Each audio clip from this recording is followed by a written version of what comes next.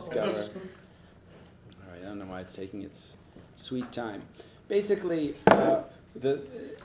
we've got sessions 5 and 6 to take this survey of the genre of Ilanot into, let's say, into the Lurianic period of Kabbalah, and ultimately into the 20th century. We're going to, at least in some fashion, see how Ilanot fare in modern times as well, although I've given that short shrift for various reasons in this presentation, and have had to make a number of difficult choices about what to present. But let's just say, I do hope, at least in the second and last of these presentations on Lurianic material, to look at the printed Ilan, and even the second edition of the printed Ilan, the boulderization of the Ilan as it goes through these different editions in print. And I think the commodification of the Ilan as an amulet that has no business even being opened is part of that story of the fate of the Ilan in modern times as well. But let's begin with a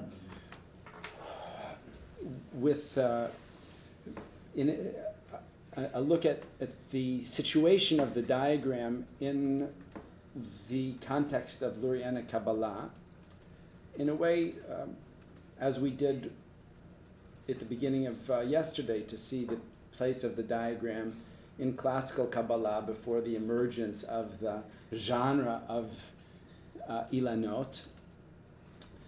I'd like to do for Lurianic Kabbalah in the current session. If I were to just kind of sum it up on one foot, I would say that from the earliest treatises of Lurianic Kabbalah, we see that diagrams have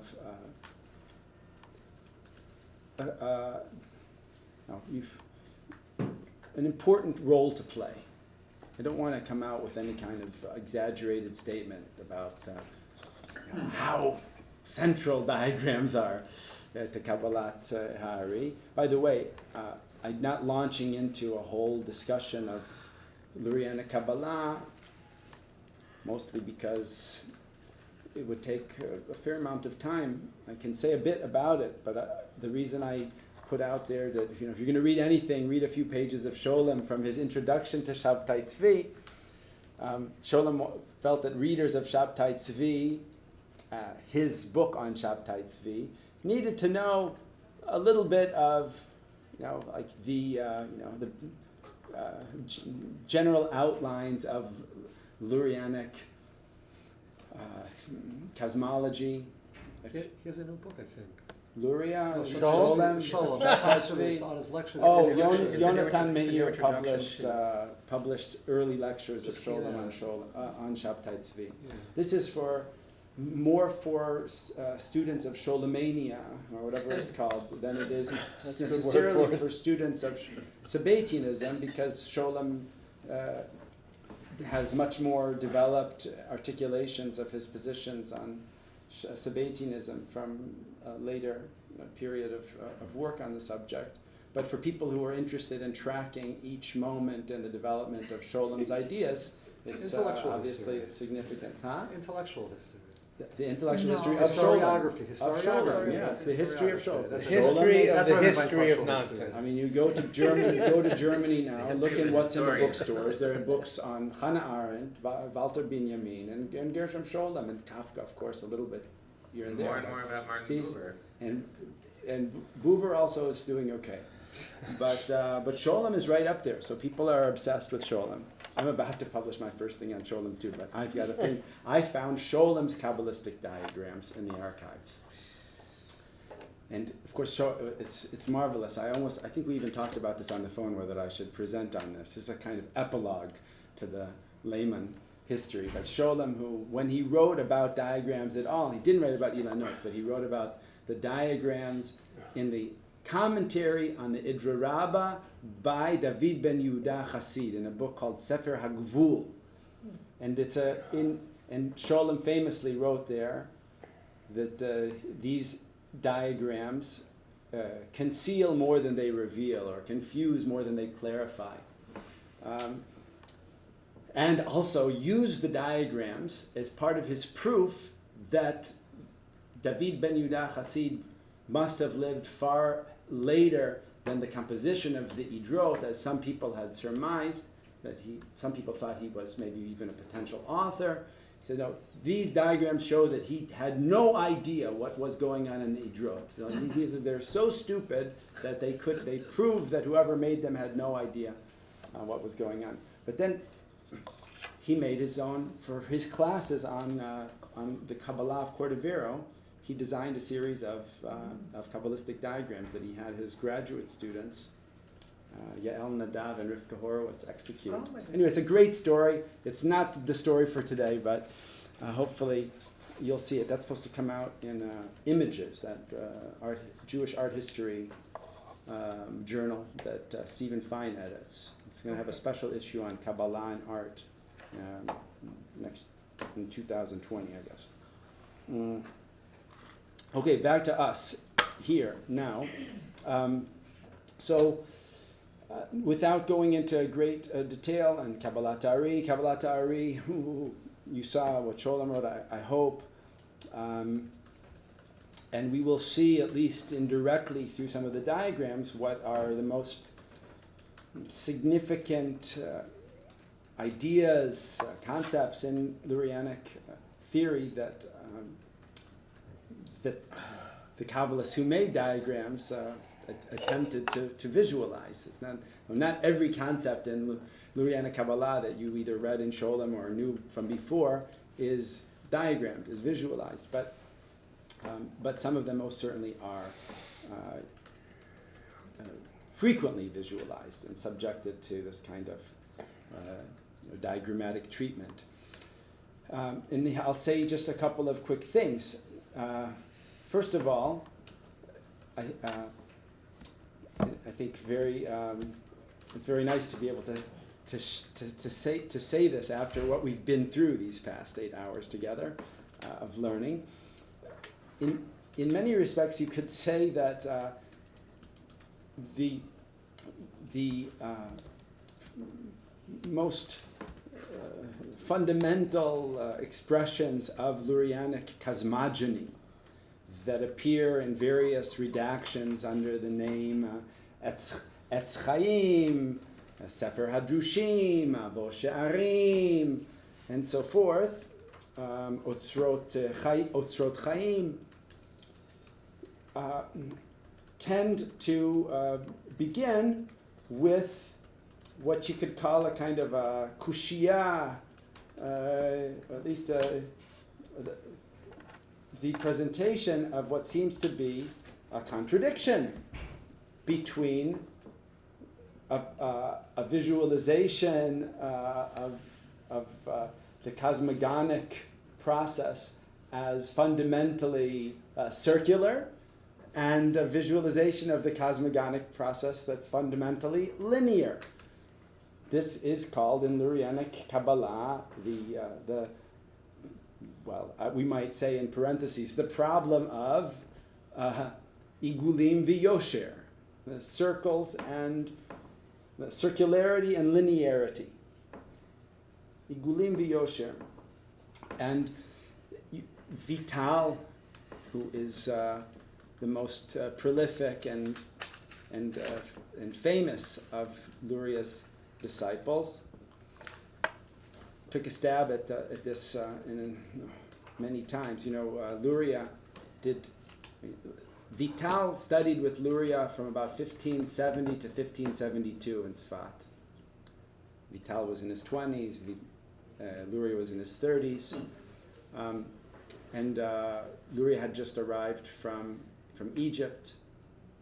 Cordovero was still alive when Luria arrived, when Cordovero passed away in the course of, I forget exactly when, maybe late 1570 or maybe early 1571, Luria began teaching at least more actively and attracting disciples, but died in a plague in 1572, having taught for a relatively short period of time.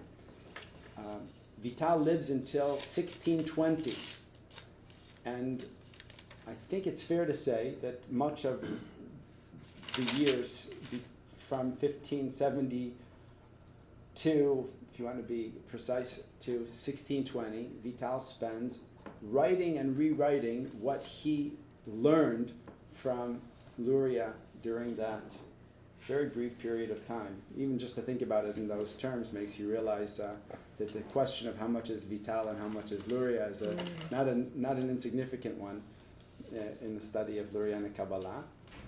But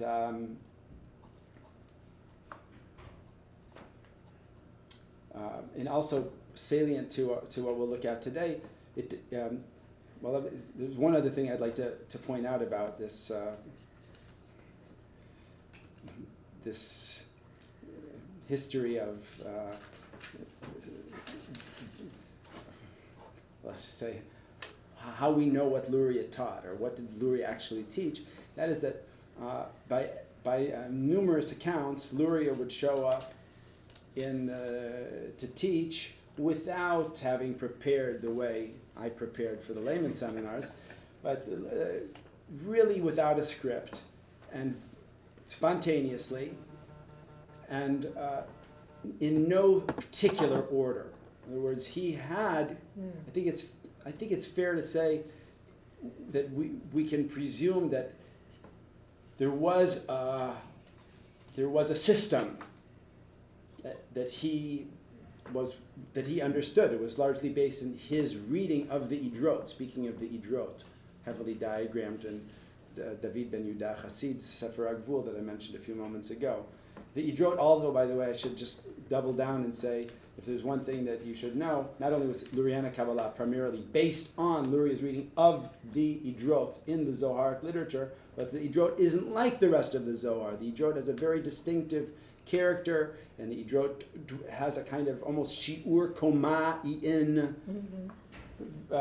visualization of a kind of demiurgic, supernal man, primordial man, and described in detail with hair and beard and nostrils and everything, right? And this becomes a very central piece of Luria's cosmogony, Adam Kadmon, and I mention it with special emphasis because one of the things that we'll look at most in these sessions on Lurianic Kabbalah is visualizing Adam Kadmon.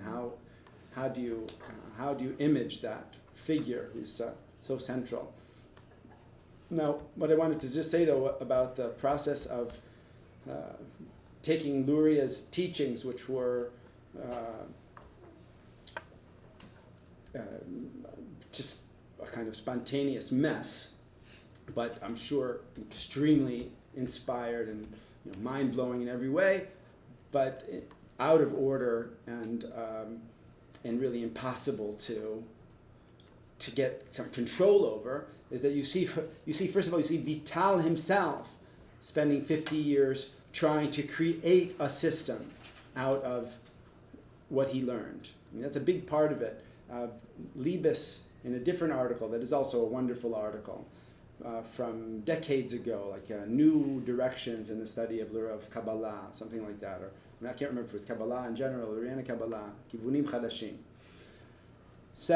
Makes the important comparison that was now further developed by Asaf Tamari in his very brilliant dissertation, that the Ari was very personal.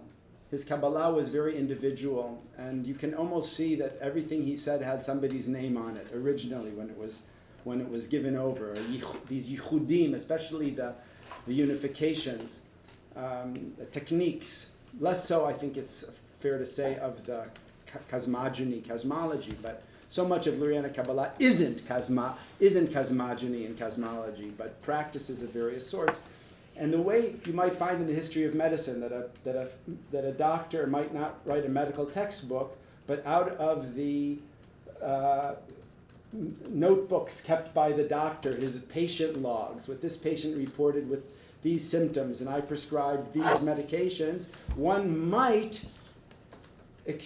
extrapolate to create a medical textbook. And we know that this was often the way it was done. The guys who were doing the treatments weren't necessarily the ones who were writing the textbook. So you can see an attempt to create a system in Vital. Then you can see, and he's not doing it once, but twice and three times. There are different mahadurot of Kabbalat Ari in Vital's articulations of that system. Then Vital's manuscripts passed to Shmuel Vital, and Shmuel Vital, his son, who's based primarily in Egypt, says at the beginning of his Shmoneh Sha'arim, my dad left a mess, and you can't really find anything here if you're looking for it. I'm going to reorganize it, and now it's called Shmoneh Sha'arim, the 8 gates, and I've put things where they belong. It's going to be much better now. Well, he has a student who we'll meet shortly in the context of the Ilanot genre, and it's a 17th century reboot, and his name is Yaakov Tzemach. Okay. He's a Portuguese converso physician who leaves Portugal as an adult with university education, and quickly becomes one of the great Kabbalists of the middle 17th century.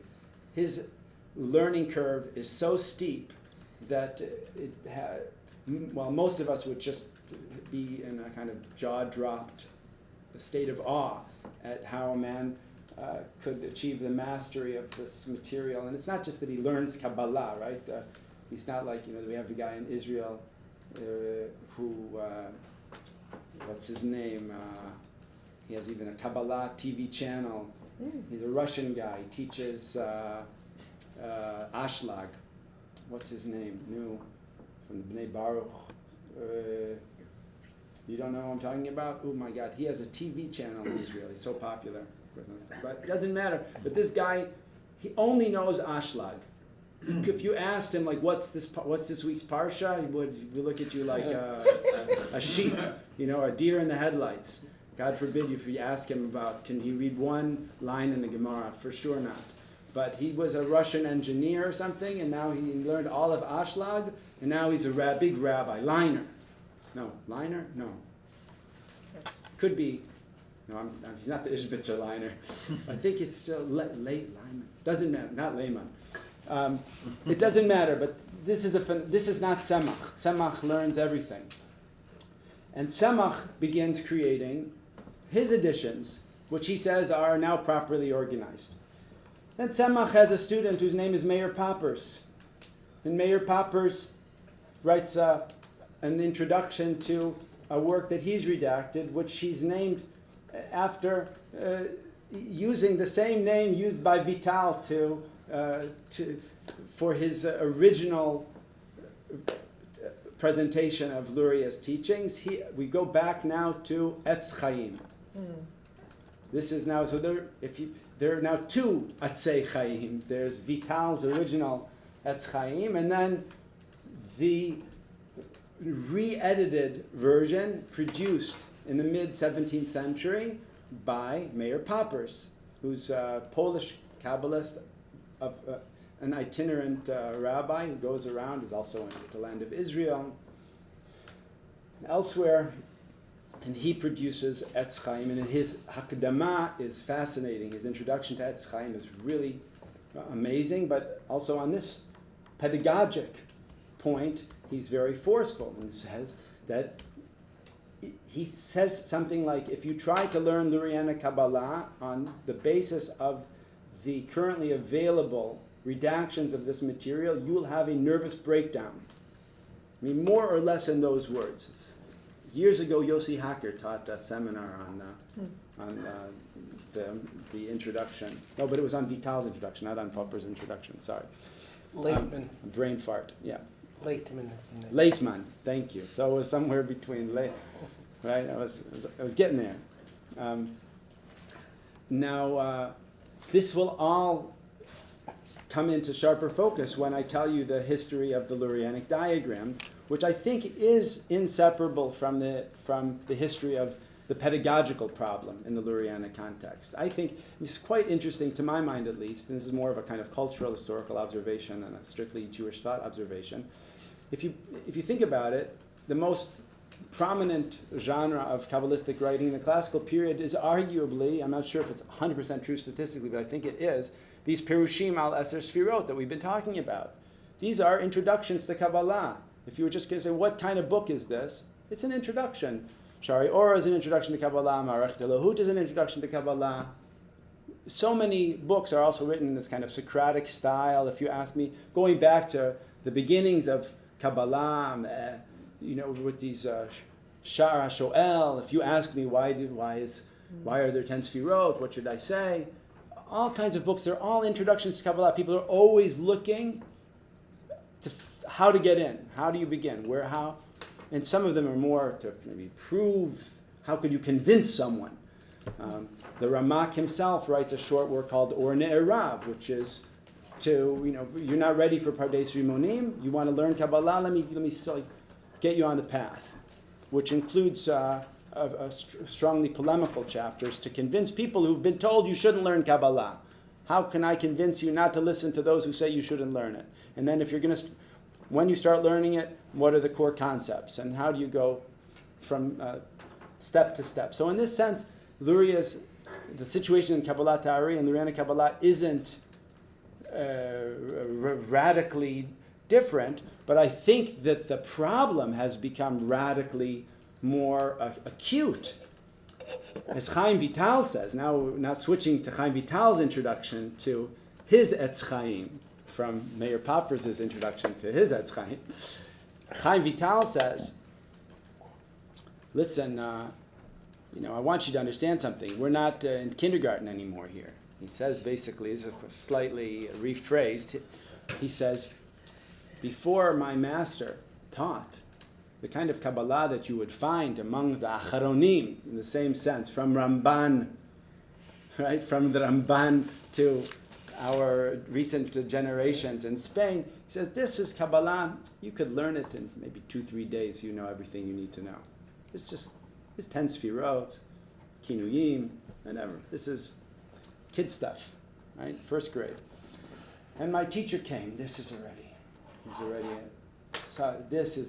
Chaim Vital is already saying this is of an entirely different order of magnitude. The complexity of this system is so exponentially beyond anything that was around before that you're really gonna have to fasten your seatbelts and figure out how to approach it. And every subsequent generation in the lineage, from Chaim to Shmuel Vital to Tzemach to Poppers, and you could say it continues, but for our current purposes we'll hold with Poppers, everyone will say we have a problem. People can't get in. They don't know. Wherever you start learning Lurianic Kabbalah, you'll be lost. So part of the response to that, well, clearly the major response to it is in this history of new redactions and attempts to organize the material better. And part of the attempt to deal with this is in the creation of very abridged, succinct outline presentations of the system accomplished by many of the major figures. We'll say now with titles like Kitzur Seder Ha'atzilut, these kinds of abridged presentations of the whole cosmological, or particularly the cosmogonic process unfolding. And then once you have that kind of outline, you can start filling it in and understanding that it could be more ramified than is possible to express in the abridged version, but you will have the sheled. You'll have that framework, that basic outline in place. And again, I think not unrelated to the pedagogical problem, another response to the chaos and complexity of the Lurianic system is is in the creation of diagrammatic representations of its cosmology. That the presumption is this is a form of Kabbalah that requires the student to avail himself of a diagrammatic or learning aids. If I describe the process in words without any kind of graphical tools, without any kind of diagram on paper, you're not going to get it. You're not going to get it. Actually, it goes even beyond that. But for now, let's just say you're not going to get it. These things require a diagram. And so now I can kind of go back to where I was a few minutes ago, looking at a manuscript from JTS, not the oldest, but convenient, and I had taken photographs of it myself on my last trip to JTS. Mostly just to show you two things. One is, and this is from Otzrot Chaim, which is one of those restatements of the begin, we say the Genesis in the Lurianic system, the book of Genesis. How did it start? Why did it start? And the two things that I wanted you to see here are, first of all, that in many respects, if we read these 2 pages, you would see that a big part of the discussion is, as I said, an attempt to reconcile the visualization of the primordial cosmogonic process as circular and or linear. That's the igulim v'yosher that I mentioned before. Is it which is it? And the answer is, of course, it's both. And let me explain to you how to properly understand the juxtaposition and integration of the circular and the linear in the cosmogonic process. So you could say Luria or Vital took, from the perspective of our workshop, took these sort of 2 traditions, which I've largely presented in visual terms, in diagrammatic terms, and said, and came up with a kind of harmonization that I didn't even try to offer. I said, well, we have this model and we have that model. We have the astronomical model. We have the natural philosophical model, the arboreal model. And he says, no, actually, the creation process worked in a way that integrated both circular or spherical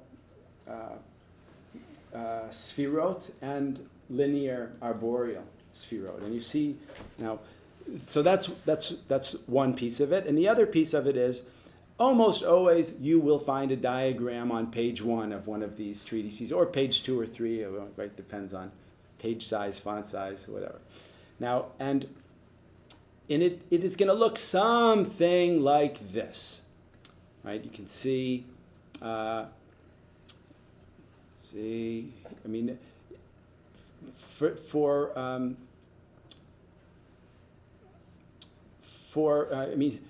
those of you who, for whom even the Sholem is still fresh in your brains, you remember that Luria posited that Ein Sof, which is, as I said, the one thing Kabbalists and philosophers could agree upon, Ein Sof had no room for creation. That room had to be created through a first act of auto-evacuation, called tzimtzum, which could mean in Hebrew just the opposite. It could mean like rikuz, concentration.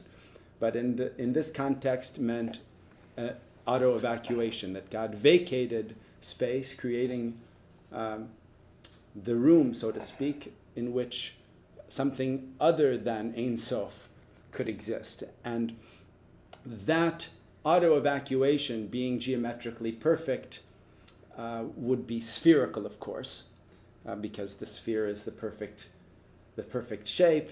And in what you're seeing here as a 2-dimensional circle is in the outermost ring, that initial borderline between Ein Sof and the space evacuated within which the rest of creation would unfold. So as he presents this sequence, he talks about how, of course, the initial stages had to be spherical or circular, but that it didn't stay that way for various reasons. It was also part of the story that you see. It says here, "Tchila yatsu yud sfirot elu." These are called the 10 original sfirot. B'derech igulim ze betoch ze, ve'achar kach letoch ha'igulim nimshach derech yosher tziyur adam b'yud sfirot be'orech kol ha'igulim b'tziyur kazeh. B'tziyur kazeh. No, this is like, as you know, in the pointing at the drawing next to it. Ve'ein anu oskim. This is also an interesting statement. Ein anu asukim klal be'igulim rak be'adam hayashar. This is also something basically saying that these 10 primordial spherical emanations are important, but in what I have to say, henceforth, I'm dealing with the linear. Adam Yashar, who's here actually called Adam Kadmon, they're interchangeable. This is the true subject of the Lurianic narrative of the beginnings of emanation, the beginnings of creation. I point this out now just so that you can see that even to this day, if you buy a printed copy of Etz Chaim, you'll see some kind of Igulim v'Yosher diagram. They vary, and I could say more, but I want to move now maybe too rapidly, but I want to move closer to the Ilanot. Now, it so happens, so maybe I'll say, okay. This is in your brochure on page 23. I put this here as a kind of segue to the Ilanot because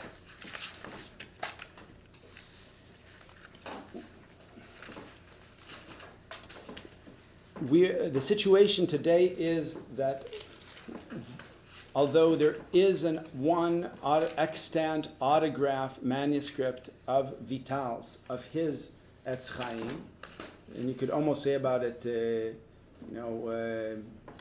what does it say? No,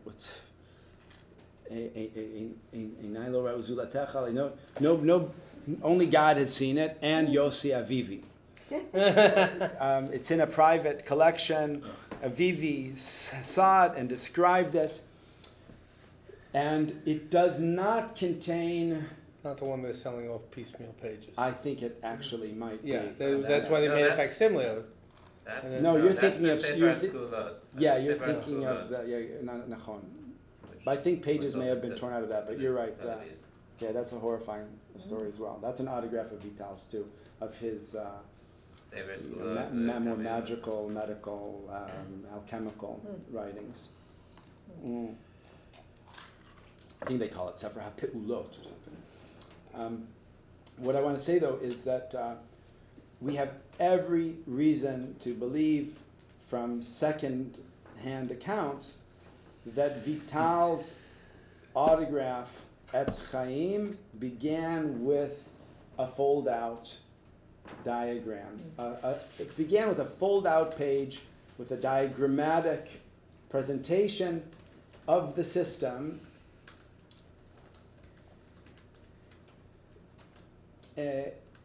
but that is no longer part of the autograph. It's lost.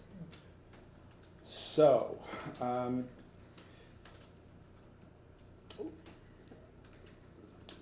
what can we say about it? This is okay. it's a pedagogic challenge also to figure out how to best communicate this. A codicological footnote. Fold out pages in manuscripts and printed books don't fare very well. Fold bells don't fare very well either, but basically anything that's not cut to the same page size and not from the, guf ha-sefer, its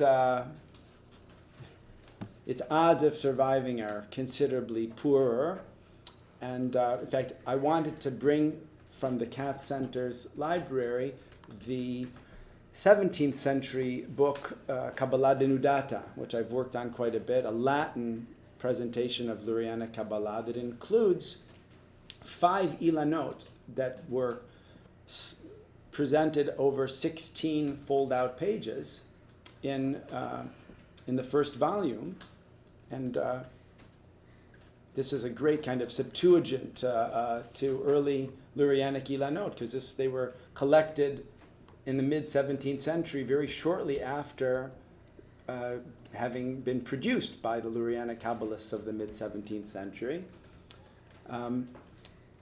But the copy in the Katz library is missing all but one of the fold-out pages, and the one that I found in the copy had been cut to the regular page size and sewn into the wrong place of the binding. It gives you just as a kind of anecdotal expression of this problem. Now, how do we know about the original? Because people say that they saw it. Kabbalists say this is what I saw in Vital's diagram. There are a number of references to the Daf HaTziur. We'll look at those in just a second, at least some of them. What I have for you here is a very fine candidate for what might have been on Vital's oversized page. I very much want to clarify that I don't mean to say that Vital had an ilan sewn into fold out in his personal autograph work of Etz Chaim, but that he had an oversized diagram. Now, Tzemach found many of Vital's manuscripts. There's a very famous story. It's almost unbelievable. You could make a movie that he goes to Jerusalem and he goes to the cemetery and finds the like a kind of geniza in the cemetery, and he finds wasting away Vital manuscripts and uses these as the basis of his editions. So when Tzemach says, this is not Tzemach's autograph either, but it's a relatively early copy, and I love what you've got here. 2 facing pages. This is a Jerusalem National Library manuscript. There's also a very similar manuscript in the collection of Musayef that's now in Bar Ilan. Also the folks at Havat Shalom they're big collectors, and they have again another one. Benayahu has one. 2 pages, and this is a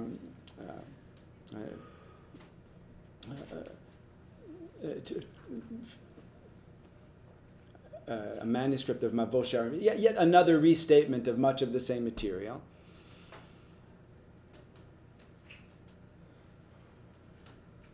And Yaakov Tzemach, who always writes Tzemach before his annotations in his comments on the Vitalian material, says here, Tzemach, so it means like, Tziyur ze kach haya metzuyar v'katuv miyad harav zichrono l'chayo l'maban. That's his way of referring to Vital.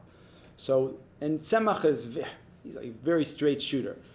And if you don't believe his attribution, check out what he says on this diagram. Tzemach, tziyur ze tziyarti ani, kefi divrei harav, zichrono l'chayo l'maba, bidaf she'avra kemo what is that supposed to say? Pei she'avra kemo she'ulai yuyan sham. Yafeh. So Tzemach makes a very clear distinction. He says, this is the diagram that I found in Vital's hand. This is my version of the diagram on the basis of the same material. I read it and I tried to make my own version of the diagram. Very, very clear distinction. I think there's one thing that all of the known witnesses to these diagrams have in common, and that is they have all been reduced to fit on the standard size page of the codex in which they appear. Now I'm saying that already in a kind of tautological matter. They've been reduced. My presumption is they originally were oversized, and the ones that survived were miniaturized so that they could fit on the regular page. I'll just say a quick word about what we're seeing in these diagrams. Let's look at Vital's for a second, and this will set the stage for the next chapter in our story and what I would call the reboot of the Ilanot genre in the course of the 17th century, between let's say the 1630s and 1650s. Can you just remind me, what is this manuscript that we're looking at right now? It's a manuscript of Mavo She'arim, which is Mavo She'arim. it's all the same material, redacted and re-expressed in many different collections. That said, Mavo She'arim, Otzrot Chaim, Sefer Adrushim, Etz Chaim are giving you almost the same accounts in a slightly different order. This one will put the Igulim V'Yosher in the second chapter, that will put it in the fifth chapter. They're all more or less. But we think this is a Mavo She'arim from Tzemach. Well, this is Tzemach's edited presentation of Vital's manuscript. Okay. And this is a copy of Tzemach's. The fact that it writes Tzemach before each caption does not indicate that it's his own hand. No. It just indicates whoever copied it They as always this, do. and that indicates that Tzemach says this is like Rashi or Vital's something. and this is mine. Yeah, Okay. every manuscript that includes Tzemach's commentary will always say Tzemach before each of his comments. Completely standard. So just to take a quick look at what is being communicated here, Ein Sof, we're getting Igulim. It's as if we've taken that Igulim V'Yosher diagram that I showed you a moment ago and done a deep dive into its details. This is the granular presentation, the high-res Igulim V'Yosher. And what do you see in Igulim V'Yosher? You see Ein Sof, and you see the Yosher is here because of the orientation of the page. In Tzemach, it'll be more like we would expect, where top is defined by the opening in the spheres through which the linear emanation enters So the there's no Halal. Ein Sof label. There isn't, but that's Ein Sof Presumed. is here. Yeah, you don't worry. Okay. Also, there should probably not be a line on the other side of Ein Sof in this diagram. But now, I mentioned before that Adam Kadmon is very important in Lurianic cosmogony. And the other thing borrowed as well, inspired by the Idrot and the Zohar, is that the movement from Ein Sof to our material world is one of a progressive attenuation of the divine light that is expressed in terms of different faces of the Godhead. These faces of the Godhead are called partsufim, are countenances, and they there are, I would say, the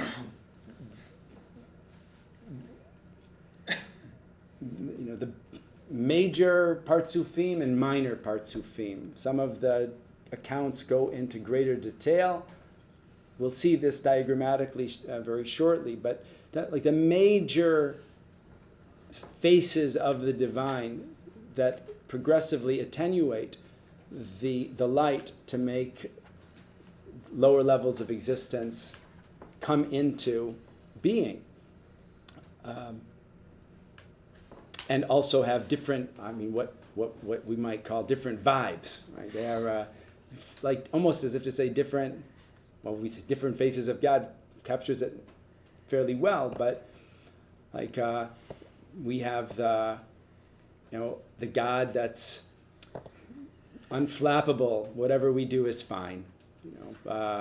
We have the God that's like, that's bad, that's good, and we're going to punish you. So you have kind of like the biblical. Well, let me first tell you the names of the partsufim, or the big boys, and then I'll just almost comically tell you who might be a good candidate for the biblical God. So they are Adam Kadmon is generally not considered a partsuf. Adam Kadmon, the primordial Adam, is even beyond the partsufim. And then you have usually mentioned Arich Anpin. This could be translated literally from Aramaic as the long face, but can also imply patience and forbearance. Then you have Abba and Ima, mom and dad and mom in that order. Reconfigurations of the sfirot of Chokhmah and Bina, or Chesed and Gvura. More the former. Then Ze'er Anpin, which is the small face or impatient. Then Nukba, riffing on the Nekeva of Malchut. And those are basically the prominent partsufim. Ze'er Anpin, I would say, among them is the one that we would most likely want to identify if pressed with the biblical God. Ze'er Anpin is still very much responsive to our actions and wants us to do good and doesn't want us to do bad. And of course, Ze'er Anpin is a kind of reconfiguration of what the classical Kabbalah would have simply called maybe Tiferet and its constellation. And just in classical Kabbalah, there was a concern for maintaining the relationship between Tiferet and Malchut, or Kadosh Baruch Hu and the Shekhinah. So we have in this reconfiguration, Ze'er Anpin and Nukba. Okay, this so far is kind of child's play. We've given some new names and we've framed things a bit differently. But a challenge of the complex system of Lurianism is to chart to a very high level of detail exactly how that attenuation of the divine light, as expressed in these countenances of the Godhead, like how does it actually work? As if you had some sort of an electrical system, and you say, okay, I've got the power plant, and I want to know how we go from the power plant to the plug in the wall. How many places is there? Where are these hubs, and where are they stepping down the electricity? Where is the current being transformed, and how is that?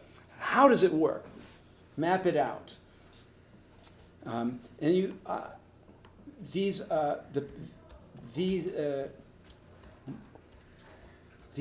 the interlocking mechanisms that allow for the graduated, I think this would be the right word, the graduated incremental attenuation of divine light through the system,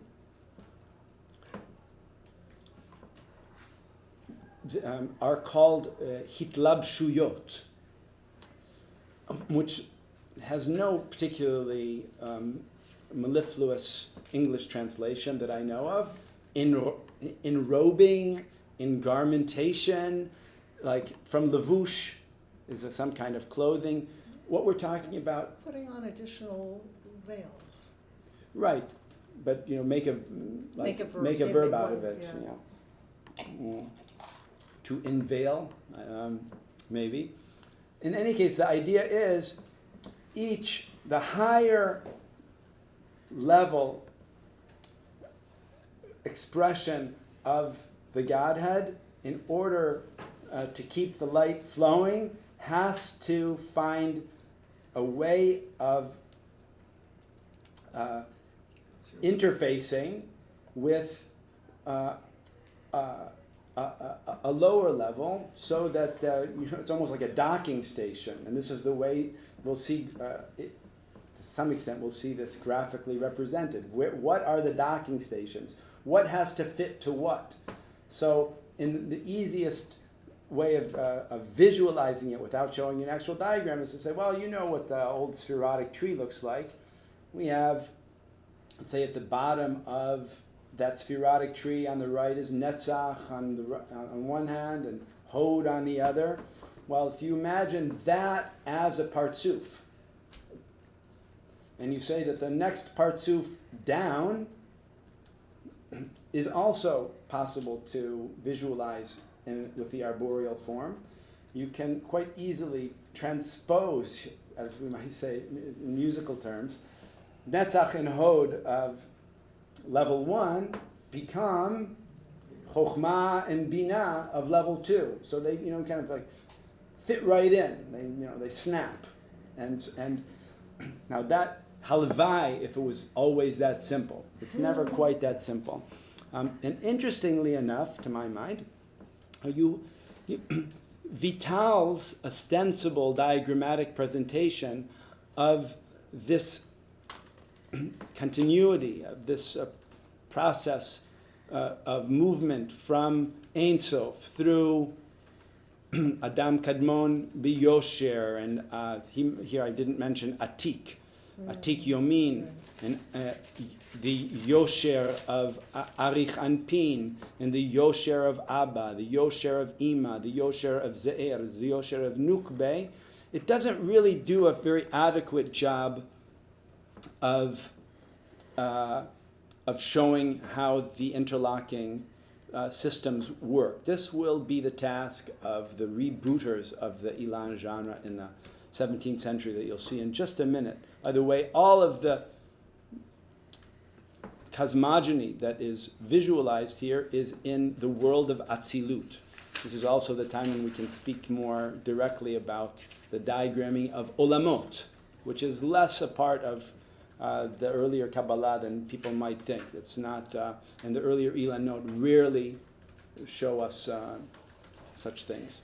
Can I just point of Yes. clarification? Yeah. The Yosher means when construed in a linear fashion? No, not, well, yeah, it refers to, I mean, in a way, this is, as we read a moment ago in the text, Ein inyanenu ela bayosher. Like this is what he's primarily preoccupied with explaining. The emanation to our world is one that is primarily determined by this, by the Yosher model rather than the circular model. The circular model doesn't go away, and he does take some. He is already here trying to show how each of those bands that we saw in the very primitive diagram that's so common in these Lurianic manuscripts is actually shorthand for 10 bands, and Right. each of the bands has a connection to one of the Partsufim. And the two letters with the Gershaim after Yosher are, Ak. Here, like no, No. down. Gimel, the three first of the 10 Sfirot of Atik, the Gimel Rishonim, yeah, the three first ones. So Okay. this whole diagram Mhm. is only the three Rishonim? No, just not the whole diagram, Because just the, each one says Gimel Rishonim. right, but that, Gimel Rishonim. yes, these are their points of intersection with the bands in the circular diagram. He is trying to express the integration of the circular and the linear emanations, and he's saying that those juxtapositions take place precisely in the three first sfirot of each of the Partsufim. It's like locating the specific point of juxtaposition in those three rather than in the bottom seven, you might say. So he's Which is what's gonna lead to the attempt at three-dimensionalization on a two-dimensional surface of the later Ilanot that, you know, I guess you could say that. 25 trees all connected to Exactly, each which other. is what we'll see very soon. This we saw. This I showed you without using my fancy buttons. Oh, very quickly, this also appears to be another one of Vital's original, or this is very close to a Vital original diagram. This is in a manuscript that was copied from a Vital autograph by Ephraim Pensieri in Damascus around 1610, when Vital was in Damascus and ostensibly overseeing this licit copying of the material by Pensieri. So we don't have Vital's original, but this is very close to an autograph, and this is again, I have to make many difficult choices. I've devoted some attention to this in a recent Pe'amim article, and I revisited and try and express it a bit more clearly in the JQR article. But one of the really interesting things about this is something that actually is on the page before that I should have reproduced here as well. He says something like Atzayer lecha igul umisham tavin et ma she'alecha le'avin, or something like that. I'm going to draw you a circle from which you'll understand what you need to understand. And there's a very low correlation between the elements in the diagram and the text that it accompanies, which seems to be an invitation to do to use the diagrammatic space for a kind of exploration rather than as any kind of clarification of an otherwise opaque textual presentation of the cosmology. So this is a different kind of diagram than the Igulim V'Yosher diagram that I showed you before. And my claim would be it's inviting a different kind of contemplative work than the one that we've seen just a moment ago. But this is not the the path that leads to the reboot of the Ilan genre. So I'm going to mention it, and then I'm going to go. I'm going to go here. Maybe this is a good place to stop. Maybe it's not. And No, you'll okay. leave the question for a different time. Sure. So far in terms of that reboot, here all that was, definitely necessary and expected, if you will, by Yeah, by you'll way see of, why too. I'm by not way, going to by keep way it of over. the Cosmogony. cosmogonic kind of explanation and what goes on to map it, and from Ein Sof and Shefa, and Mhm. you didn't use the term Kav HaYashar, but I imagine that's another name for this Yosher Mhm. that had definitely been around in terms of some manuals, and that straight versus the Igul, the Circle. But then I was expecting, before we got to the reboot, Mhm. a little bit of Hijachasut, a little bit of relationship to Shvirat HaKelim, Okay, and some of the other foundational, sure. let's say, at least worshiper approach Sure. / Kabbalist approach Yes. to creating the tikkun that we hear about, Yeah. and also, in that same vein, Mhm. the Lurianic kind of way of making for regular mitzvot some theurgic move in the Godhead, and that it becomes, I'm rearranging for Sudot Shabbat, different faces of God, and where does all of that come in? And I'm wondering if that had anything to do with the reboot on the actual Ilanot, so I won't take us totally, off the rails, but none of that came in, Yeah. and it seems to be a major Right. part of the Lurianic mythos. Well, I mean, thank you for that question, and it's good. I appreciate you flagging things that you would have expected to hear but didn't hear, because that's also, I think, a valuable teaching moments that you create by bringing those out.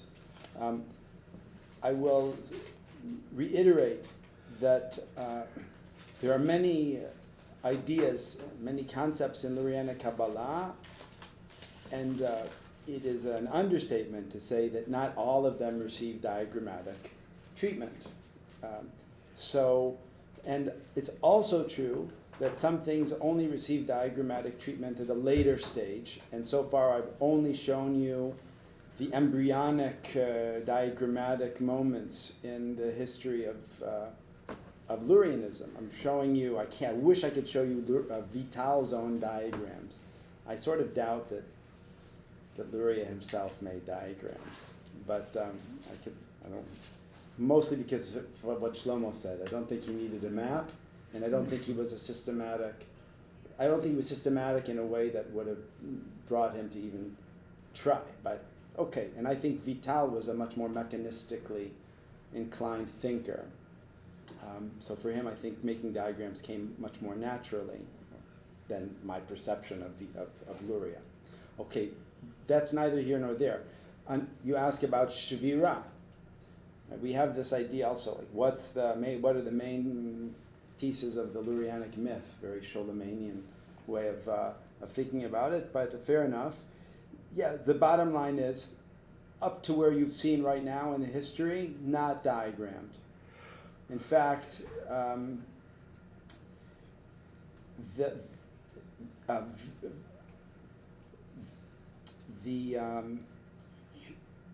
there's everything you just saw happens after the Shvira. Yeah. He's not trying to show the Sfirot before the Shvira. You'll be surprised to hear when that shows up, and I hope to touch upon it just in a very short while. But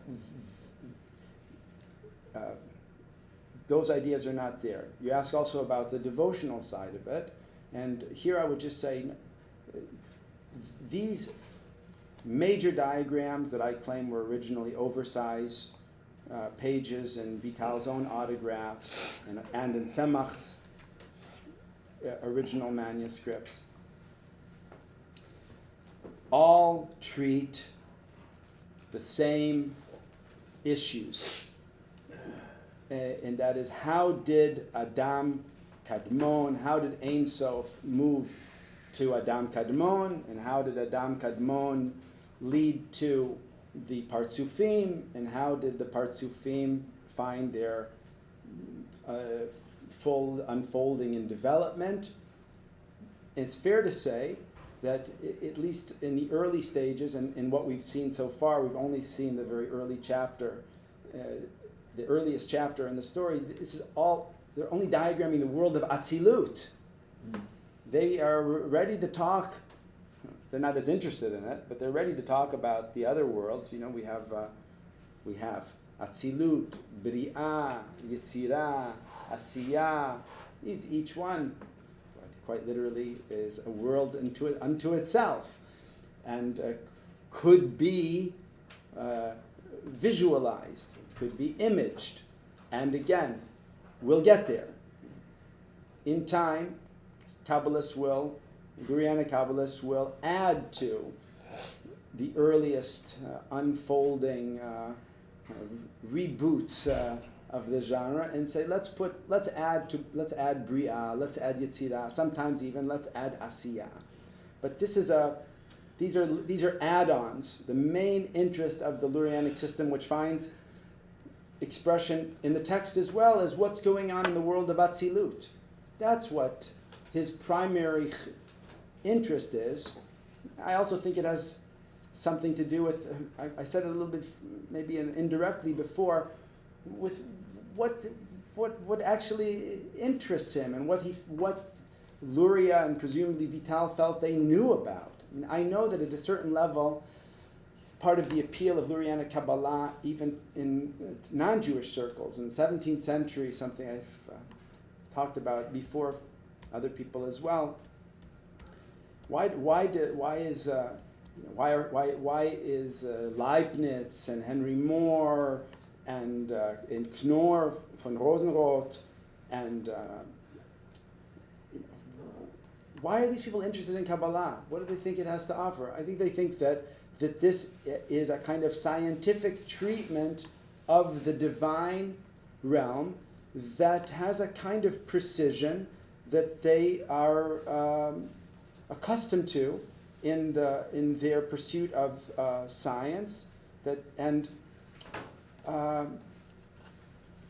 think that the Lurianic position is that this can be seamlessly wedded to the natural science of its day. It's just that, even though Vital wrote a little book on astronomy, he didn't really have a contribution to make to the world of astronomy. So it gets short shrift. I think it's just, he's not that interested in astronomy. He's interested enough to help you if you want to learn how to do Kiddush Levana or Ibur Hashanah, Sod HaIbur, right, in the pre-Kabbalistic sense, the secret of intercalations. It's that kind of mathematics. But anyway, their main interest is in the world of Atzilut, and this is also the area in which we see the most consistency over the various Ilanot. Everything else is subject to quite a bit more variation. Last part of my response to your question would be that although these are not technically speaking part of like Sha'ar HaKavanot or some part of the Lurianic corpus that's directed to liturgical life, prayer life, synagogue use, whatever it would be. I'll say two things. One is that if not in these earliest Ilanot, we do find by the latter part of the 17th century material from Sha'ar HaKavanot incorporated in Ilanot that makes one think that,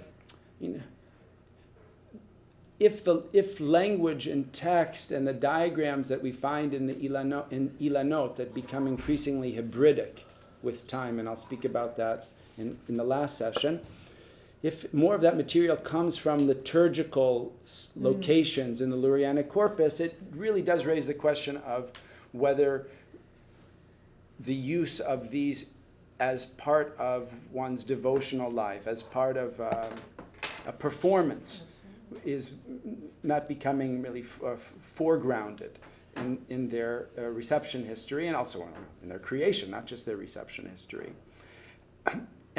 But even if that weren't the case, my bottom line statement on the ritual performance of these Ilanot, is that here I maybe risk going a little bit beyond what I should say as an academic, but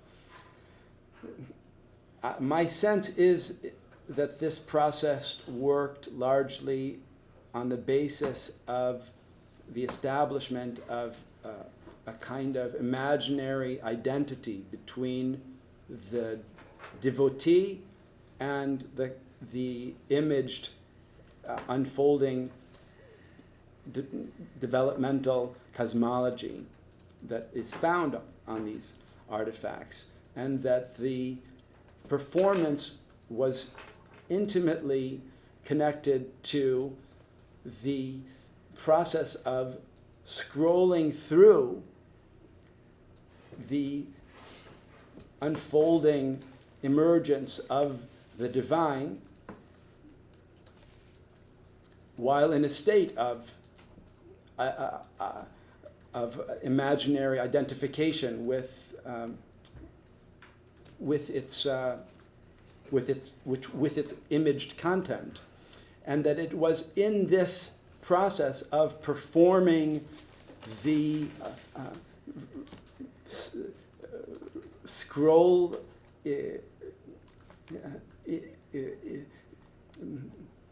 performing the scroll in a state of imagined identification that tikkun was thought to be effected, enacted. This is a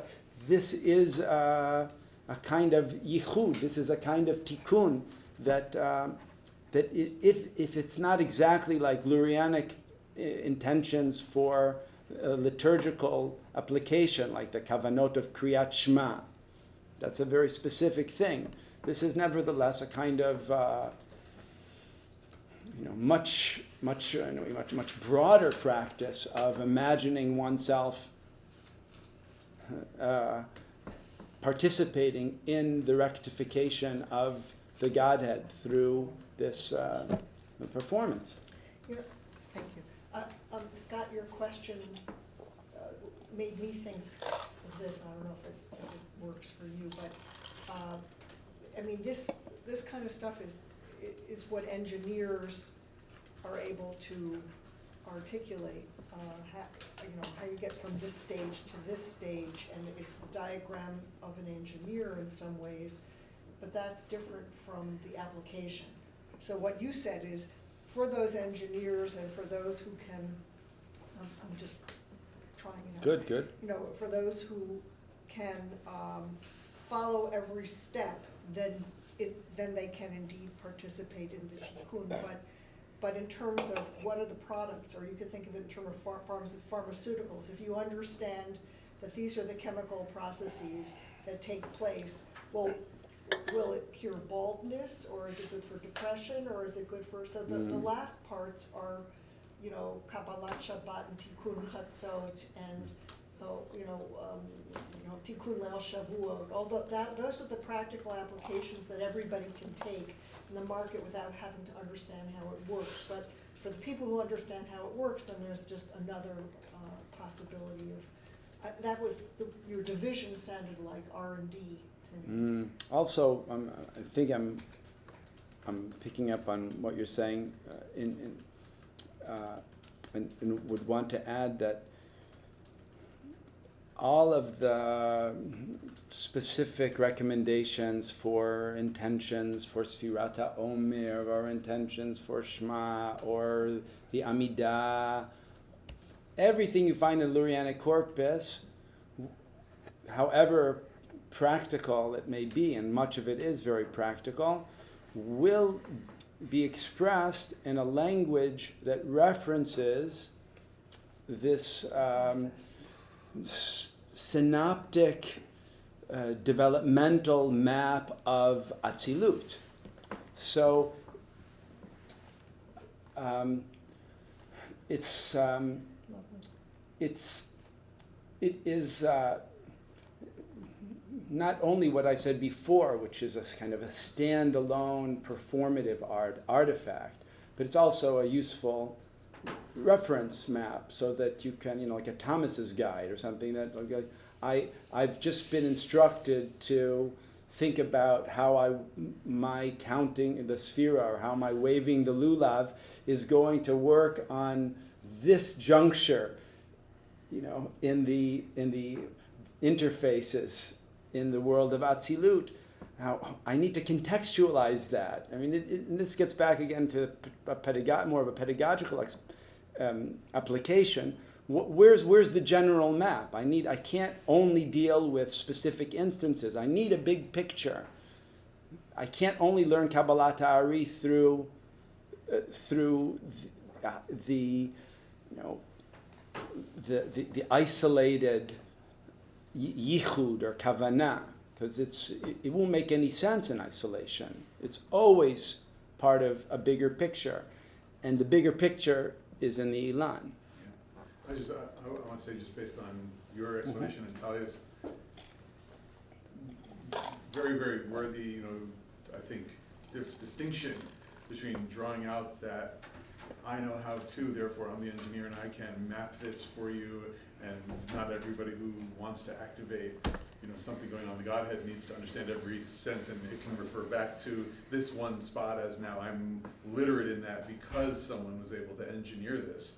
I was just surprised, and I think you hinted that we might see it, that there wasn't going to be on the map itself by the engineer a space between Ein Sof and the unfolding of Atzilut in the projected kind of way, that this may either reflect the old Kabbalah or just the Lurianic myth, and that without Shvirat HaKelim being illuminated for us in some way, and that's probably not a good term to use because I'm not talking about illuminated manuscript, but graphically diagrammed, that it's just surprising me right from the start that wouldn't be seminal to the new work and the reboot.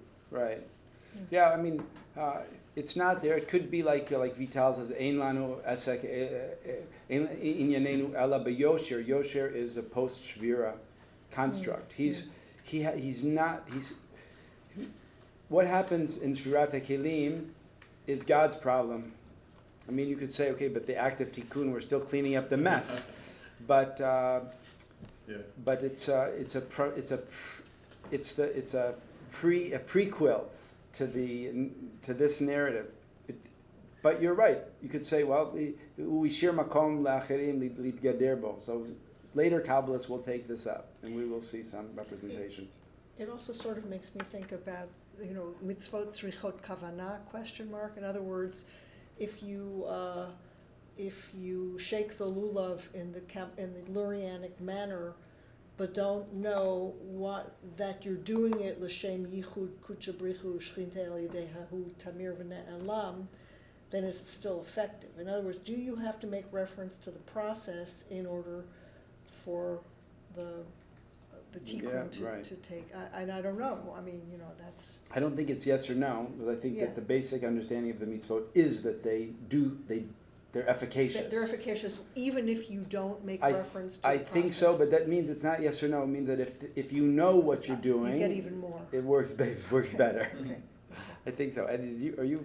I was just thinking that, just in a broader sense, I'm thinking of a chapter in an early book by Heschel who defined the Sabbath as a sanctuary in time. Yes.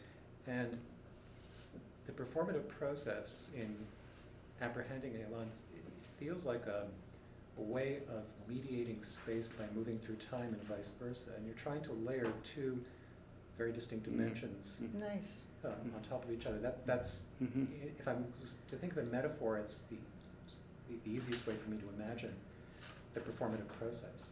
Nice. By creating, by going through the Ilan, and in so doing, you're moving through physical space, but you're imagining, which you called it imagined, I can't remember, your imagined identification. That's how I see it. Because it's a kind of conjunction of space and time. I want to look at this for a moment, perhaps from a more codicological point of view, back to, this will maybe tie a few strands together, although we don't have Vital autographs or tzemach autographs with oversized pages or fold-out pages. There are very early copies, well, very early meaning in this case we're already well into the 17th century. But 17th century manuscript codices that begin with fold-out pages. One of the earliest and still most extraordinary to my mind is this one, Oppenheim 128 in Oxford. This taken also just a few weeks ago when the kind librarians there did not object to my doing this horrifying act of opening it up over the whole table and taking some pictures. I'll let you see a better picture of it in a second, but this is already, I'm showing you now how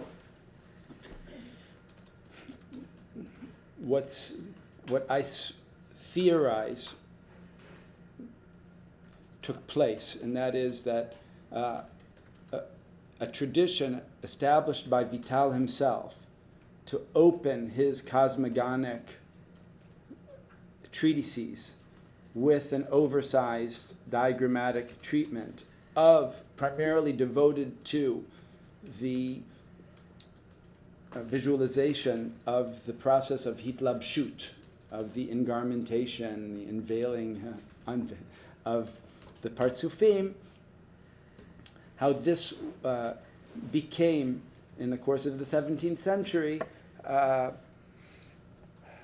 something much closer to the earlier genre of Ilanot, and in fact would soon be called Ilanot as well, particularly when they are separated from the codices and start having a life of their own, and when they're inscribed on parchment rather than on paper that's been glued together end to end. So this is already what I would call, and I will check in a moment to see if there's a header on the topic that uses the term Ilan. But this is an Ilan that I have reason to believe was designed by Meir Poppers and was included as an opening diagram in Oxford 128. I can show you this composite that I made a short while ago. You can see at the top of it, Ein Sof Baruch Hu Leit Elaha Le'ela Minei. There's no God above him. Atara Barosh HaKadosh Baruch Hu. Reish Hermenuta de Malka from the Zohar. Keter de Adam Kadmon. And now we have, I'm not quite here yet in our narrative. I've slightly put the cart before the horse here. I want to show you in a second Tzemach, but Poppers would seem to be the man responsible for creating a diagrammatic presentation of the head of Adam Kadmon. His became very popular as opposed to the ones that were created by David ben Yehuda Hasid in the 14th century based on the Idra materials from the Zohar. And you can basically, to just show you very, very quickly, you have, not that quickly, Adam Kadmon, and then you have Arich Anpin here, and then Abba and Ima, and we're already now in a more, a much higher state of refinement of this picture of the process of hitlabshut, Ze'er Anpin, and finally this kind of kaleidoscopic representation of the partsufim and their interlocking positions, I guess. Now, this is a different manuscript family, or a different family of Ilanot that also seems to honor this tradition of opening the cosmogonic treatise with a fold-out page. what you're seeing here is a Prague witness from a fantastic family of copies made in the early 18th century of Etz Chaim by a scribe by the name of Buchbinder. Not a bad name for somebody in the business. What library is this in? This is in the Prague Jewish Museum Library. Bill has one also. Should remind them not to wear gloves. Oh, these guys, believe me, you can't convince these guys to take off the white gloves. I know. What can you do? But David, why? The It's feedback- not good for the manuscript. It's feedback from the. It'll catch on the fibers. Got it, thank you. I tried to talk to them. Yeah. It's only for like mental. Photographs, you wear gloves. Mm. Yeah, Something like these guys. It was very nice, but this was not a place where you can you can't touch. You can't. They're not interested in your position on preservation issues. What's In the any, book? it's Etz Chaim. This guy whose name is Israel Buchbinder made about at least a half a dozen or so huge copies of Etz Chaim that are full of not only diagrams but decorative. Can you say illuminations even if they're just ink? No, then Decorative illustrations. decorations. Yeah, no silver leaf. It's all ink. It's all like you see here, but it's throughout the book with this level of delicacy in his lettering and What year? 1720s to 1750s. He writes on all of his frontispieces that he has made this copy of Etz Chaim, Ani hasofer v'hatzayar. Have you seen that before? Hasofer It's in the 15th v'hatzayar. century. Did they write about themselves, Hasofer v'hatzayar, in their colophon? Well, Ben Shimon. Okay, but it's not so Katavti, common, right? Katavti, tziyarti, v'nikadati. Okay, that That's is right. good, but it's not We need still one. not quite Ani Hasofer v'hatzayar. I love it. To me, I'm being perhaps It's a ahistorical profession. about it, but that he says, I'm a tzayar. I didn't, lo tziyarti, ani tzayar. Ani lo rak sofer, ani tzayar. I know, maybe I'm overreading it. But I feel like this is a kind of a tradition that is now receptive to different families of Lurianic Ilanot. This is still a Lurianic Ilan, but not from the same family as you saw a moment ago. Like I referred to that one as the Poppers genealogy. This one, we don't know exactly who made it up, but it was certainly in existence by the second half of the 17th century. I don't know how I'm going to do it all, but both the one you've just seen and this one were included by Knorr von Rosenroth in Kabbalah Denudata with complete Latin translations and engravings of the diagrams. I can try and show you a little bit of that, but that's... Buchbinder was the patron or the... No, he's the He's Sofer the self-advertised. Vehatzayar. And he made a number of them, and at least 5 or 6 of them are today in existence in various states of preservation, with colophons that date them from about 1720 to about 1750, and he got better and better. Quite astounding. Now for a quick textual interlude. How do we know that the greatest Kabbalists, the greatest exponents of the Lurianic system were also responsible for the diagrams? Well, first of all, if we believe Tzemach, then he saw Vital's diagram. And we also saw that he took care to make his own verbessert version of Vital's diagram. There are also Vitalian manuscripts where he has counterfactual diagrams that he's drawn that are really, really trippy, but not full on Ilanot. In a JTS manuscript, I knew you were coming, so I was trying to. The JTS manuscript, 1996. It's one of. I'm not sure if it's.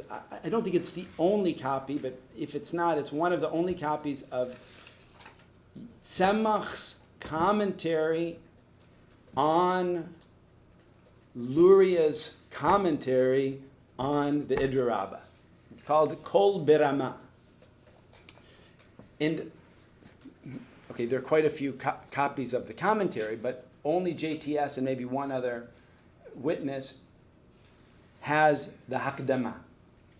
And in this introduction, Tzemach writes a little bit about what he's been doing, and he speaks about Chacham, Ner Shel Chacham, Shmuel Vital Chacham, Bezoar, V'chulei, V'od tikanti, Shlosha Sfarim, Asher Behem Kol Bi'urei, Ma'amarei HaZohar, הנמצאים בספרים, כל מאמר בפרשה דילי, עם something בחשבון דף הזוהר, כל דבר במקום הראוי לו. He's talking about some of his organizational efforts. He's created these artifacts that make seder. אחר כך, he says, כתבתי בנייר גדול אחד באילן של, או האילן של הפרצופים. בסדר הכתוב בספרים. וביררתי כל דבר ודבר, וחמישה פרצופים ציירתי בפרקים הנחלקים. The divided limbs, you might even say. Say again? Sorry, I didn't complete the phrase. הנחלקים מזה לזה. יפה.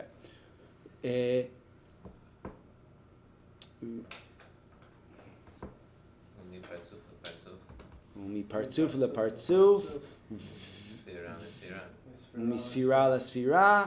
וכל דבר ודבר סמי? כתוב ביאורו, סביב כל עניין במורה מקום, maybe, שהוצאתי אותם משם. Any reason why there's not the use of the PSUP, partzuf, just happens? He only just learned Hebrew last week. No, I don't know. Oh, this is Tzemach? This is Tzemach. I'm not sure it's an autograph actually. This is I just took this off of the interweb, but I forgot to check. I can't remember if it's it doesn't matter. This is kind of what I wanted you to see. These lines I made an ilan and a neyar gadol and the partzufim and partzuf lepartzuf and sfira lesfira. I showed how they all interlock, of course. And with marei mekomot, we don't have an ilan that has Tzemach's name on it, but we have, and we don't have an ilan that exactly has marei mekomot. One reason that now, but we do have a very early ilan that shows the processes in this way, and which is it's a fairly rich verbal description of what he set out to do. I made these 5 partzufim and showed how the sfirot interconnect. Looks a lot like something we've already seen a moment ago. When he says kakatuv bisfarim, one of the reasons we might not have exactly, why did that happen? Why we might not exactly have Tzemach's ilan.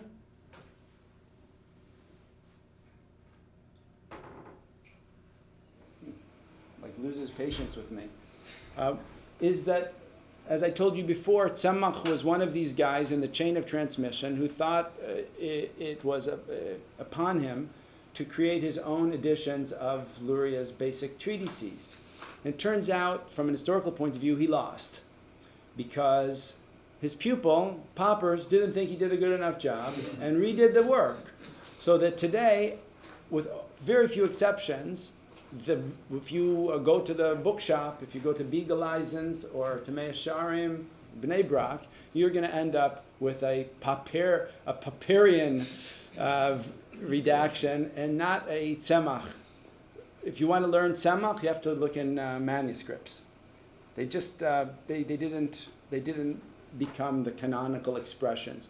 Poppers created the canonical expression of Lurianic Kabbalah. So it could be that Tzemach Smarei Mekomot, to his own redactions, very quickly became useless. Because these were not extensively copied and they were never published. But still we know he made something. And this is an example of a relatively concise and not overly long rhodolith that's in Munich's collection, but there are also... We don't see it. You gotta press one more button. I think. Oh, sorry.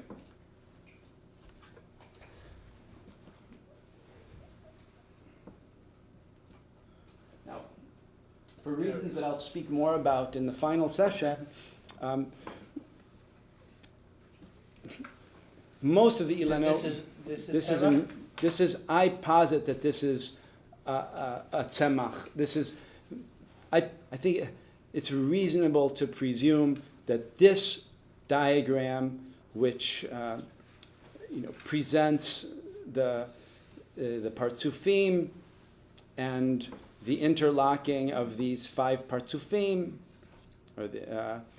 but doesn't claim to represent Adam Kadmon, is likely to have been first drafted by Tzemach, and that this is a relatively early Ilan based on that model, and that this was a model known, of course, to the student of Tzemach, Poppers, who would, like in everything else, try to better, to improve upon the presentation of Tzemach, his teacher. This is a Munich manuscript. Now I can show you. This is really not working very well. It's sort of funny. When I first came to JTS, I took pictures of this Ilan in JTS's library. I guess I forgot to add the manuscript number. It's something like 456 maybe. All the Kabbalistic scrolls are S456, something like Yeah. that.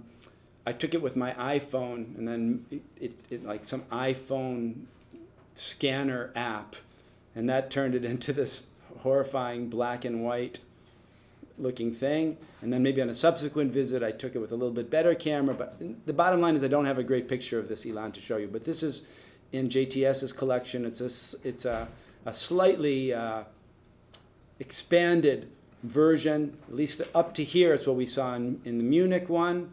And now it has additional sections that already show perhaps a subsequent Kabbalist effort to extend the map below Atzilut into Bria and Yetzirah and Asiyah, so that you finally get to some kind of expression of Asiyah in the final frame, which also includes, by the way, some a kind of Hitlabshut-looking representation of, well, first of all, something we've noticed before already in our Renaissance era Ilanot, the planets, right, the Kochavei Lechet, Jupiter, Saturn, Mars, the Sun, Mercury, and Venus, inscribed in the arboreal schema as part of the representation of the kind of the Ilan of Asiyah. They would often even speak in such terms, the Ilan HaAsiyah, as a kind of metastatic growth on coming out of Gvura, of Asiyah, which is associated with the star, right, the Kochav Saturn, which is associated with all kinds of craziness. We have the tree of the demons, which have nasty names and culminate with the Shekhinah of the demons, Lilith, who's sitting where... And what's that line? Kiluach? Yes, it's like the... it says, Kiluach zu... 1 second. It's... No... Kiluach zu hamat hasheten leklipot.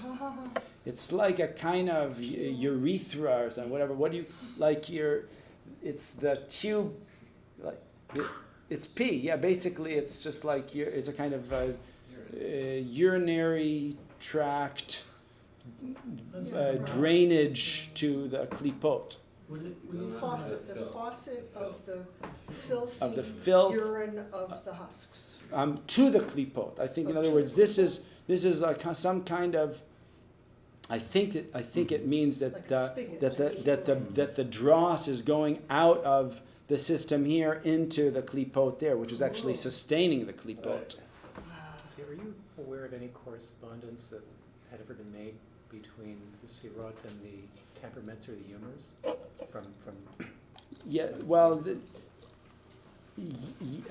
that would be the kind of thing that you would get in the Sefer Yetzirah diagrams. You might find, this is a basic feature of those Isidore of Seville natural philosophical diagrams that show the seasons and then all the fours, these quadrinities, or that we spoke a bit about yesterday.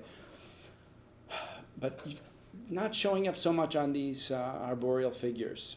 Oh wait, hold on. Why is that happening?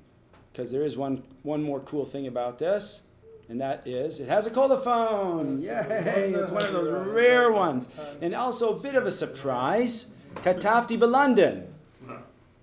London Habira. Ani Davida Katan Montpellier.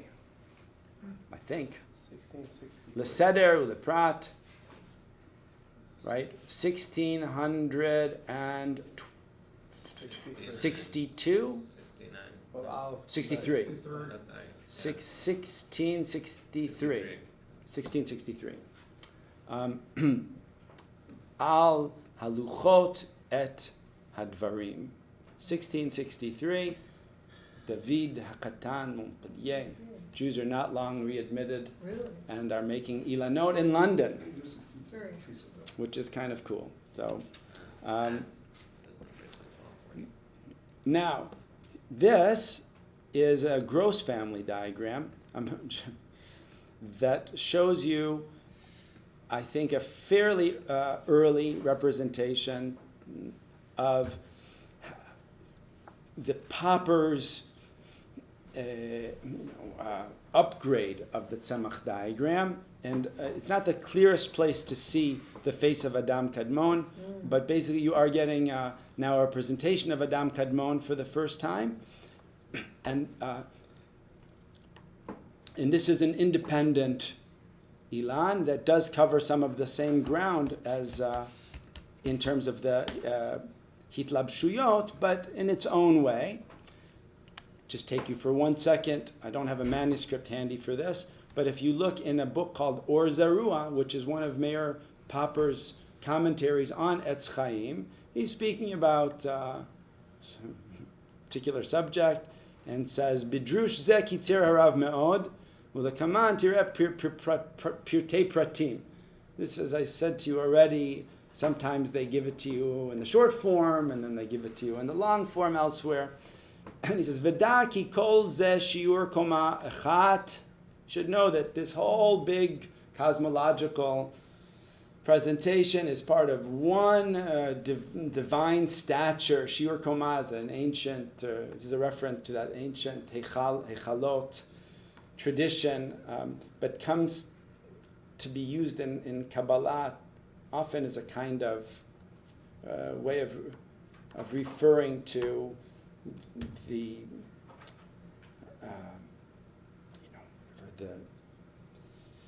the spherotic structure of the divine in its totality. He says basically this is all one thing. This is all the shiur koma achat he's a Polish itinerant Kabbalist from the 17th century, so his Hebrew isn't exactly like ours. Hamilabeshet, Hamalbisha, or whatever.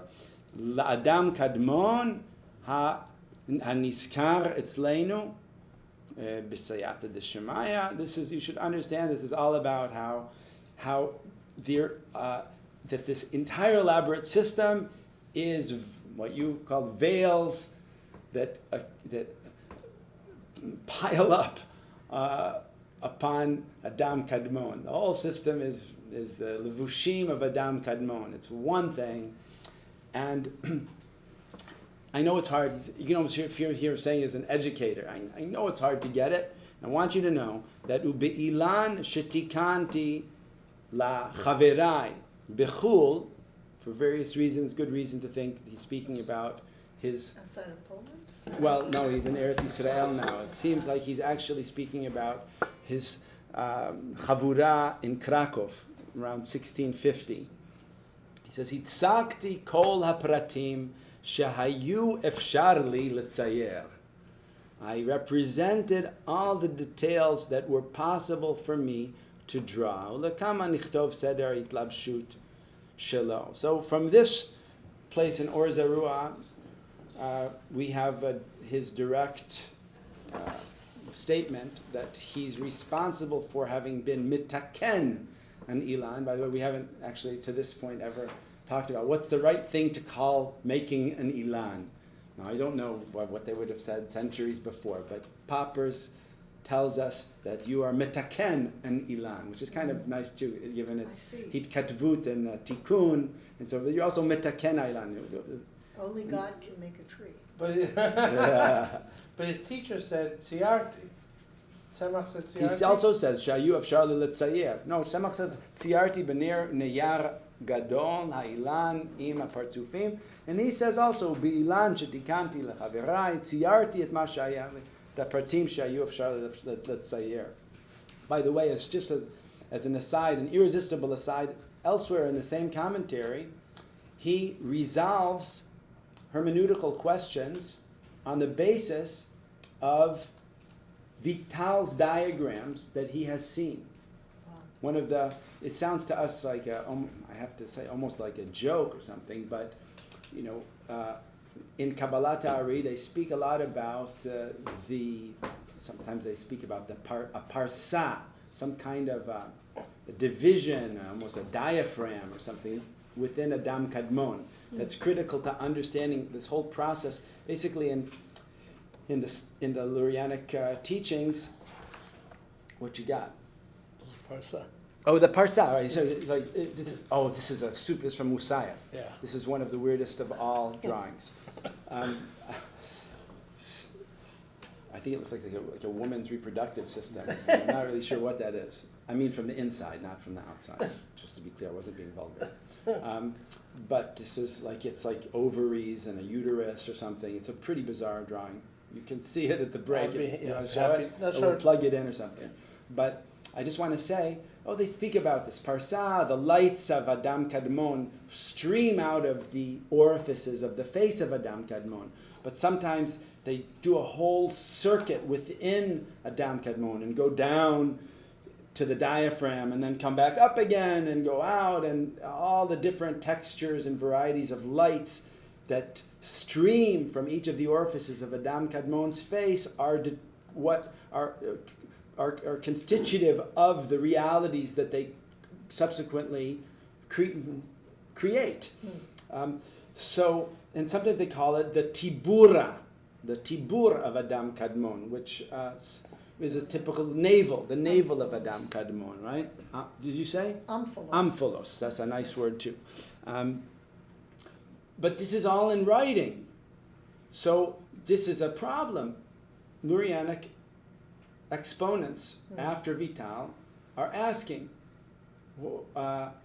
the basic question is, where is that exactly located? Because we can say that there's a tibura de bitna, there's a belly navel, and there's a tibura de liba. Right. There's some kind of torso navel, and we need to know. Inquiring minds need to know where is this located. And because they use the language of tibura stam and don't say tibura de liba or tibura de bitna, it's an open question. So Poppers here in Or Zarua says, "Ve'ani ra'iti et hadaf hamitzuyar shel harav rachu zalalahahaha." In Sham, it's clear. He says because when you make a diagram and you have to inscribe, here's the Tibura, there's no room for, equivocation. You gotta put the label on the place that you're talking about. So he didn't make it clear in his writing what he was referring to, but his daf, he calls it sometimes, he refers to it more than once, daf ha-metzuyar, and his daf ha-tziyur, he also calls it. It allows us to settle the question. So this is something also we haven't talked about. Talking about epistemology, talking about ontology, but what about what's the hermeneutical status of these diagrams? Can they prove anything? Can you bring an ilan in a debate to solve a machloket in the understanding of canonical Lurianic text? And the answer, according to Meir Poppers, is yes. At least yes in his case, because he has seen Vital's Daf HaMetzuyar, which is sadly almost certainly the lost opening diagram to Vital's autograph of his Etz Chaim. How are we doing? We're really because my watch always runs slow. But yeah, you can bring it to us. I think that basically what I have. I think this is actually an okay place to take a break. Was when we come back, I want to show you. When we come back, I'll tell you what I want to show you. But basically, we're going to see how, if Tzemach produces his Ilan sometime in the 1630s, and Poppers produces his Ilan around 1650, and I can show you maybe at the beginning of the next session how ostensibly in the 1670s, Knorr von Rosenroth is going around collecting Ilanot. He produces a series of 5 Ilanot, presented over the 17 engravings, 16 engraved fold-out pages in the first volume of Kabbalah de Nudata, published in Sulzbach in 1677. From that we get a sense of kind of, as I said before, the kind of Septuagint of the state of Ilanot towards the end of the 17th century. Now, once we move into materials that are of a slightly later provenance, we'll see that we hardly ever find them on their own. And Kabbalists in the 18th century begin copying one Ilan after another as if they are modules or components that can be assembled to create these hybridic Ilanot that sometimes involve no small amount of reiteration or overlap in the. Sometimes I call them Roshamon Ilanot, because you think you've just finished and then you come to Ein Sof again and you have to start over again. And this is a little different perspective on the same Hishtalshelut, the same process. So I want to show you just a little about that, and that will lead also to the mechanical reproduction with also an opportunity to talk at least briefly about how things were added that were perceived as missing, and in response also to this question of where's the Tzimtzum, where's Shvirat HaKelim, where does that come in, and the source for at least the most canonical visualization of the even more primordial phases of the emanation. If I call it creation, someone says, not creation, it's emanation. The source for that will, I think, surprise you. So we still have a bit to do. The fun is not all behind us just yet. We can talk a little bit about also the commodification and amuletization of these things as we get later into the game. But Thank you so much. Right. Thank you.